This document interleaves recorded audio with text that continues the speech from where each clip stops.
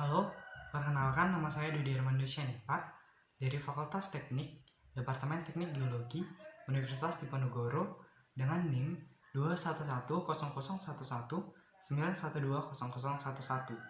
Pada kesempatan ini, saya akan menjelaskan mengenai materi iknofosil. Jadi, iknofosil atau sering disebut dengan trace fosil atau fosil jejak merupakan suatu hasil aktivitas organisme pada suatu substrat yang terawetkan atau terfosilkan. Ilmu yang mempelajari mengenai organisme yang telah punah dan jejak-jejaknya disebut dengan iknologi. Terdapat beberapa istilah-istilah pada iknofosil. Yang pertama adalah track atau jejak hewan berkaki seperti jejak kaki mamalia ataupun jejak kaki burung. Yang kedua adalah trail. Trail merupakan jejak hewan tak berkaki yang menyeretkan tubuhnya. Yang ketiga adalah boring. Boring adalah ekskavasi atau galian pada batuan atau kayu yang umumnya vertikal. Yang keempat merupakan burrow. Burrow adalah suatu ekskavasi atau galian pada substrat yang belum terkonsolidasi. Yang kelima adalah tunel. Tunel adalah suatu fosil jejak berupa terowongan sebagai hasil galian. Ini merupakan gambar dari trek atau jejak kaki suatu organisme yang telah terfosilkan. Ini merupakan gambar-gambar dari trail atau jejak hewan tak berkaki yang menyeratkan tubuhnya. Jadi, hewan-hewan atau organisme ini bergerak menggunakan perutnya dan membentuk suatu fosil. Nah, ini merupakan gambar-gambar dari hasil ekskavasi atau galian organisme-organisme yang terawetkan atau terfosilkan. Terdapat karakteristik dari iknofosil. Yang pertama, iknofosil mengindikasikan adanya suatu tingkah laku atau kebiasaan organisme. Yang kedua, tidak ada fosil jejak yang mengalami reworking.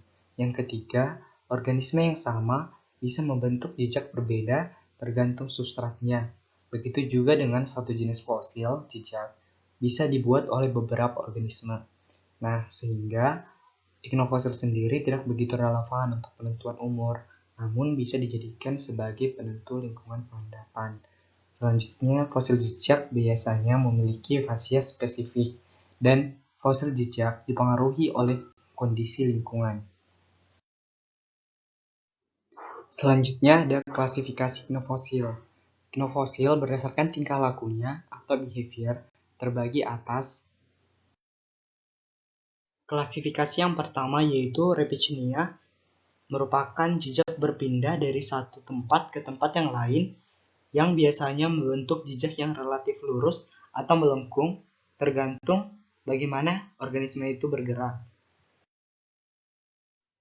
Yang kedua ada Kubiknia, yang merupakan jejak istirahat suatu organisme pada sedimen halus, bisa juga akibat dari organisme yang bersembunyi dari predator ataupun menunggu mangsa. Nah, ketika organisme tersebut istirahat atau bersembunyi dari predator, maka dia akan menekan substratnya yang merupakan sedimen halus sehingga bisa terbentuk nantinya suatu fosil. Nah, yang ketiga ada Fugiinia atau jejak yang dihasilkan organisme untuk lari akibat sedimentasi yang mendadak seperti arus turbidit dan biasanya membentuk burrows dengan pattern menyudut. Nah, yang keempat ada Domitinia, merupakan jejak saat organisme tinggal pada substrat sedimen.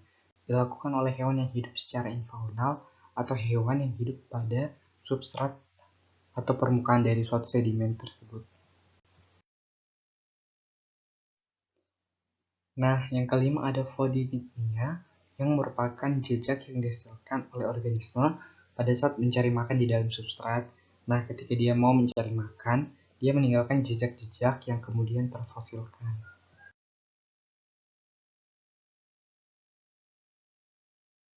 Nah, yang keenam ada Agripnia atau jejak organisme saat membuat perangkap makanan.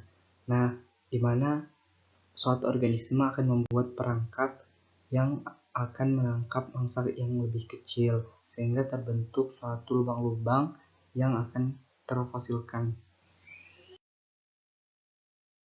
Yang ketujuh ada paskimia, yaitu hampir sama dengan repikmia, tapi organismenya berpindah sambil memakan nutrien atau mikroorganisme yang berada di atas substrat, sehingga biasanya jejak berputar melengkung di atas substrat yang terbentuk.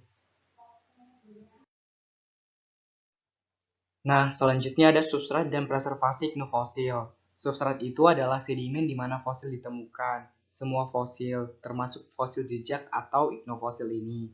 Substrat terbagi menjadi 4. Yang pertama ada soft ground, yaitu pada umumnya tidak terkonsolidasi. Yang kedua ada firm grounds, semi-consolidated atau belum terlitifikasi. Dan hard grounds, terkonsolidasi dan terlitifikasi penuh, atau udah keras dan udah padat. Dan terakhir ada wood grounds, di mana itu biasa pada kayu atau substrat berkarbon.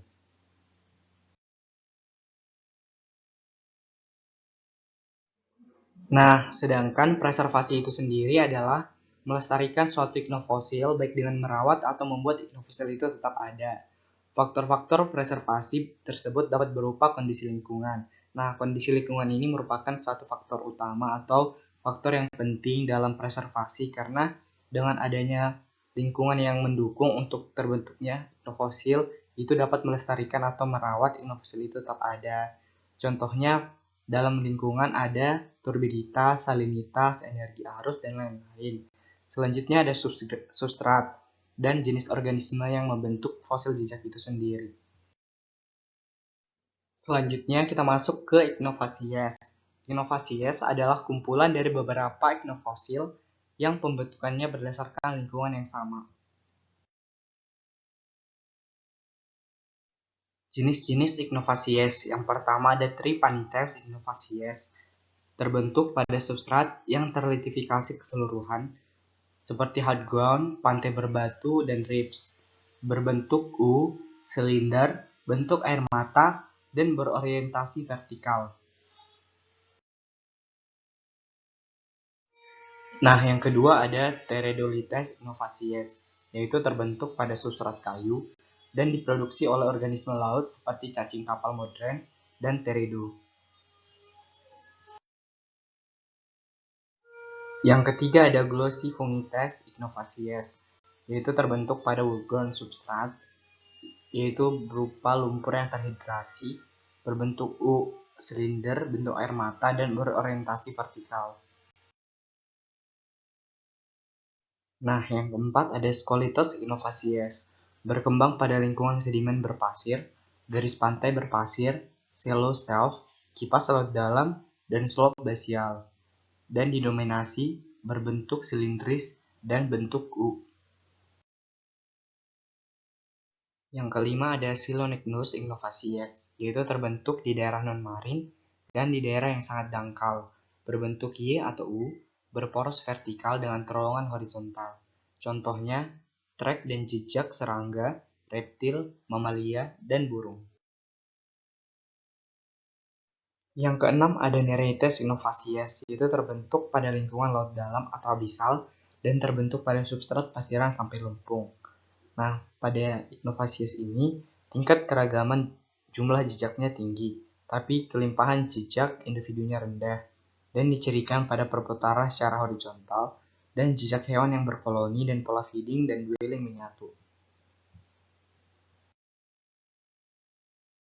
Nah, yang ketujuh ada Jupicos iknovasies, yaitu terbentuk pada lingkungan laut dalam atau basial yang tidak dipengaruhi oleh pengaruh gelombang, dan ditandai dari jejak yang sederhana hingga kompleks, biasanya didominasi oleh jenis horizontal. Yang kedelapan adalah Cruziana iknovasies, di mana terbentuk pada laut dangkal dan sangat dipengaruhi gelombang. Hampir semua bentuk, baik vertikal dan horizontal, dapat terbentuk, mengindikasikan sedimen lunak dan halus, terpilah baik, dan pasir yang mungkin berlumpur.